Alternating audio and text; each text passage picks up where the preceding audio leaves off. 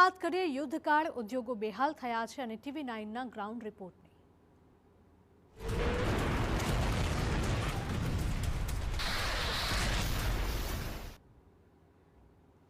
સમાચાર રાજકોટથી પાણીની બોટલના ઉદ્યોગ પર પણ વાદળો ઘેરાયા છે। પાણીની બોટલ બનાવવાના દાણા ગલ્ફ દેશોથી આવતા મુશ્કેલીમાં વધારો થયો છે।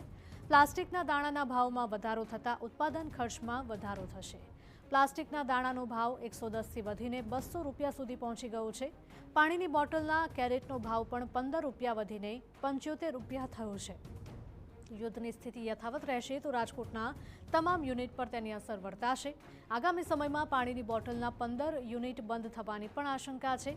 યુદ્ધ વચ્ચે પાણીની બોટલોના ભાવ ઊંચકાય તેવી પણ શક્યતા।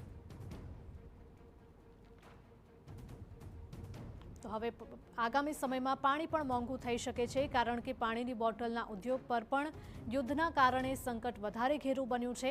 પાણીની બોટલ બનાવવાના દાણા ગલ્ફ દેશોથી આવતા મુશ્કેલીમાં હવે વધારો થયો છે, કારણ કે ગલ્ફ દેશોમાંથી આયાત લગભગ બંધ થઈ ગઈ છે અને તેના કારણે જ હવે હાલાકી વેઠવાનો વારો આવ્યો છે।